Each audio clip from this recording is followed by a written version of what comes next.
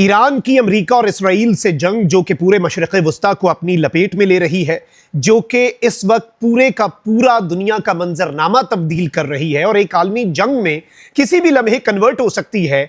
अब उस जंग की अब तक की सबसे बड़ी खबर आ चुकी है। सऊदीया के हवाले से पाकिस्तान ने अब तक का सबसे बड़ा कदम उठा लिया है और अब इस जंग में कोई जीते या हारे, इस जंग का नहीं बल्कि मशरिक़ वस्ता जो है उसका नक्शा हमेशा हमेशा के लिए चेंज होने जा रहा है। From oil energy to trade to business to defence, सब कुछ जो है वो पाकिस्तान के एक मूव ने तब्दील करके रख दिया है। बिस्मिल्लाहिर्रहमानिर्रहीम, अस्सलाम वालेकुम। मैं हूं मखदूम शहाबुद्दीन। 3 मार्च 2026 मंगल। अहम तरीन तफसीलात रात के पिछले पहर। एक तो ईरान इसराइल जंग की ताज़ा तरीन डेवलपमेंट्स और इसके साथ पाकिस्तान की एक तबाहकुन एंट्री और पाकिस्तान का एक दबंग मौक़िफ़। ये सारी डिटेल्स बहुत अहम होने जा रही हैं, लेकिन उससे पहले आपको मालूम है कि हमारे इस चैनल को रिपोर्ट किया जा रहा है और बहुत से लोग नहीं चाहते कि हमारी जो आवाज़ है और पाकिस्तान का जो मौक़िफ़ है वो ज़्यादा लोगों तक पहुंचे।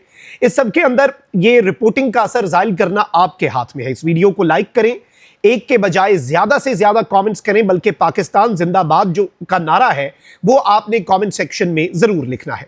नाज़रीन करम, एक जानिब तो जो यूएस इसराइली अटैक है ईरान के ऊपर, उसमें ईरान में अमवात की तादाद अब बढ़ती जा रही है। इसके साथ ही साथ इसराइल ने लबनान पे अपने हमले बढ़ा दिए।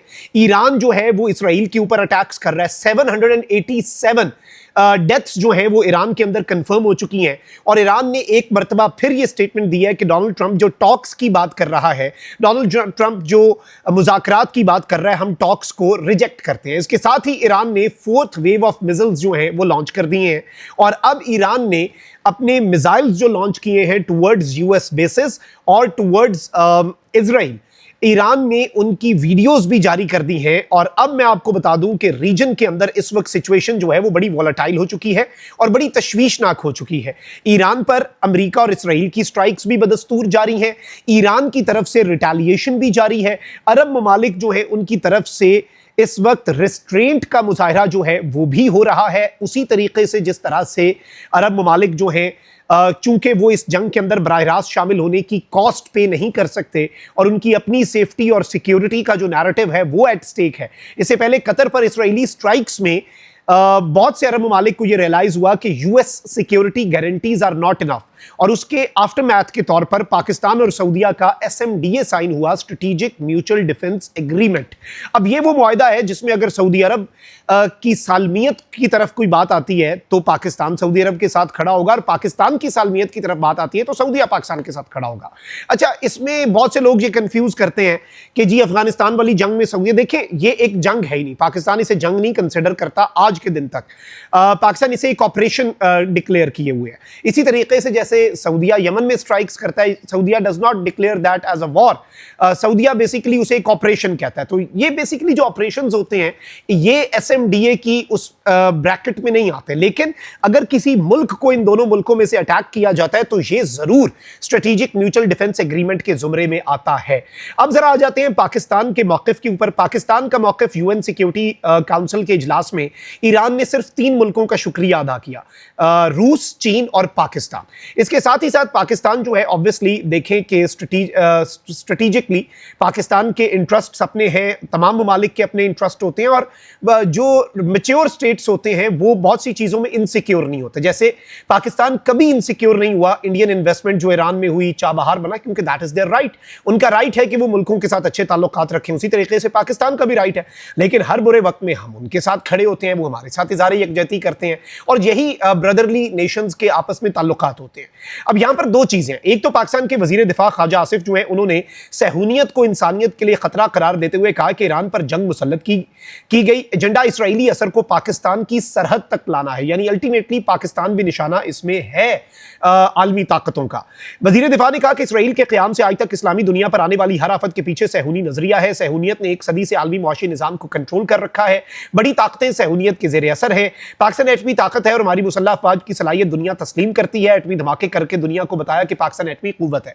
अच्छा, इस हवाले से पाकिस्तान के जो एक आला तरीन सिक्योरिटी ओहदेदार हैं उनसे जो मुलाकात हुई उसमें भी उन्होंने यही बात की कल, और वो मुलाकात ये थी कि जी उसमें लुबे-लुबाब ये था कि भाई हम एक एस्टैब्लिश्ड न्यूक्लियर स्टेट हैं, तो हमसे पंगा लेने से पहले इसराइल या दीगर ममालिक जो हैं वो 1000 दफा सोचेंगे, क्योंकि जंग की कॉस्ट बहुत ज्यादा होगी। इसके साथ साथ पाकिस्तान के जो फॉरेन मिनिस्टर हैं, उन्होंने देखिए पाकिस्तान के लिए बड़ा ना एक कॉम्प्लेक्स सिचुएशन है इस सिनेरियो में, जब मिडिल ईस्टर्न कंट्रीज पर अटैक हो रहे हैं ईरान की तरफ से और मिडिल ईस्ट रिटेलिएट कर सकता है, इसमें पाकिस्तान के लिए नेविगेट करना बड़ा मुश्किल है।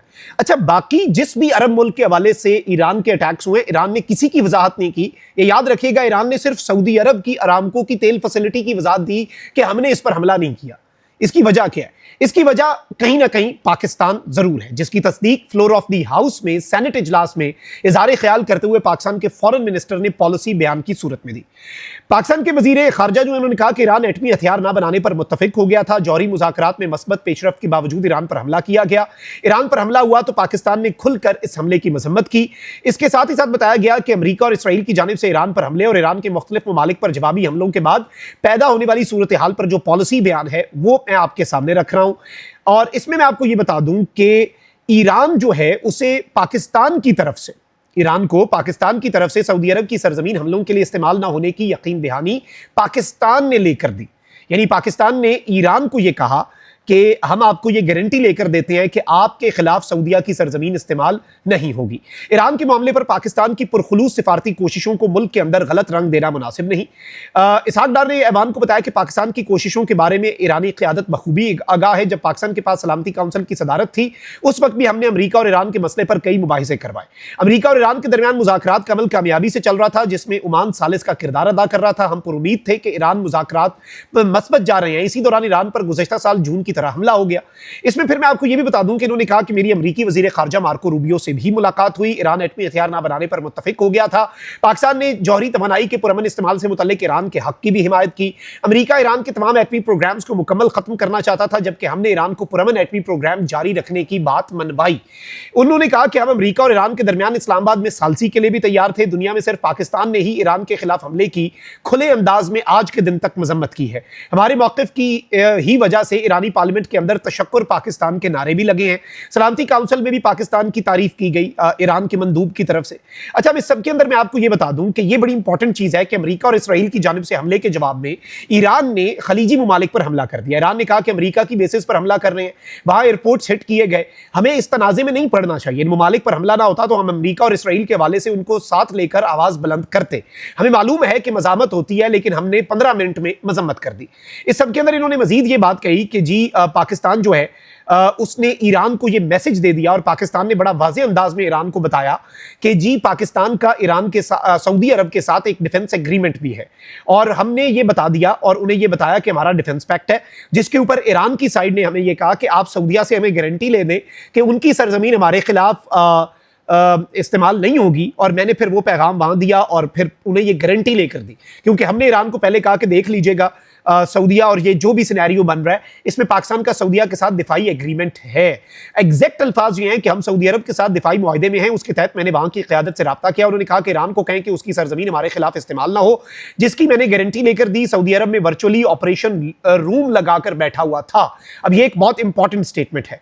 अब इस सब के अंदर सिफारतकारी जो है पाकिस्तान बड़े बेहतरीन अंदाज में कर रहा है और बड़ा नेविगेट कर रहा है, अपने नेशनल इंटरेस्ट को आगे लेकर चल रहा है। और सऊदीया के साथ मुश्तरका दिफाई एग्रीमेंट जो है, याद रखिएगा कि चाइना जो है उसे एक ब्रिज के तौर पर अब देखा जा रहा है और अमेरिका के ऊपर अब अरब ममालिक रिलाई नहीं करेंगे अपनी सिक्योरिटी के लिए। तो अब इस लूप होल को फिल एसएमडीए में पाकिस्तान ने किया और अल्टीमेटली इन वन वे और अनदर चाइना करेगा। पाकिस्तान और भारत की जंग के अंदर भी चाइना के वेपन्स ने अपनी सुपीरियरिटी दिखाई ओवर वेस्टर्न कंट्रीज। अब खबर यह आ रही है और सीएनएन ने यह रिपोर्ट किया है कि पाकिस्तान सऊदी अरब में चीनी दिफाई निजाम जो है वो तैनात कर सकता है। यानी एयर डिफेंस सिस्टम जो है चाइनीज, अमेरिका का एयर डिफेंस सिस्टम ऑलरेडी वहां पर है, लेकिन उसके इंटरसेप्टर, उसके मिसाइल्स, उसकी बैटरीज, ये सारा एक बहुत बड़ा कंसर्न है। और अमेरिका और इसराइल को अपनी पड़ी हुई है, वो अरब ममालिक को तो सेकेंडरी रखेंगे। तो इस सब के अंदर पाकिस्तानी फौज की बराह रास्त कमांड के अंदर ये बड़ी एक इंपॉर्टेंट स्टेटमेंट है, एक बहुत अहम तरीन नुकता है कि पाकिस्तान सऊदी अरब में चीनी फजाई दिफाई निज़ाम जो है वो तैनात कर सकता है, और ये निज़ाम जो है ये डायरेक्टली पाकिस्तान की फौज की कमांड में होगा। और इसे मल्टीपल रिपोर्ट किया गया आउटलेट्स की तरफ से कि LY-80 चाइनीज HQ-16 का जो वेरिएंट है, फिर इसके साथ ही साथ FM-90 और अंजा सीरीज एयर डिफेंस जो है वो डायरेक्ट पाकिस्तानी कमांड के अंडर लगाया जा सकता है। और ये इस लिहाज से अहम है कि जहां अमेरिकी एयर डिफेंस सिस्टम और दीगर चल रहे हैं, तो वही इस जंग में चाइना के लिए भी एक बहुत अच्छा मौका है कि उसके भी हथियार टेस्ट हो जाएं और एयर डिफेंस सिस्टम जैसे चाइना के फाइटर जेट्स, पाकिस्तान ने उनकी सुपीरियरिटी दुनिया को दिखाई, और इस सब के अंदर मजीद अरब ममालिक भी चाइना की तरफ बढ़ सकते हैं। खासकर पाकिस्तान एक बड़ा ब्रिज बन सकता है इस सब के अंदर। चाइना की अपनी कॉपरेशन ईरान के साथ भी चल रही है, वो एक अलग फैक्टर है और मुल्कों के लिए ऐसे ही चलता है और इसी तरीके से नेविगेट होता है। जैसे चाइना और रशिया खुलकर ईरान की हिमायत कर रहे हैं, उसी तरीके से वो खुलकर ईरान के जो अटैक्स हैं on the middle eastern countries उसके खिलाफ भी बयान दे रहे हैं। तो हर मुल्क बड़ा केयरफुली नेविगेट कर रहा है बड़ी कॉम्प्लेक्स सी सिचुएशन को। लेकिन पाकिस्तान का जो ये मूव है, इसने रीजन को हमेशा हमेशा के लिए तब्दील कर दिया है और अब मामलात जो हैं वो एक बड़े ही डिफरेंट तरीके से आगे बढ़ेंगे डिप्लोमेटिकली। अपना बहुत ख्याल रखें। निगमान, पाकिस्तान जिंदाबाद।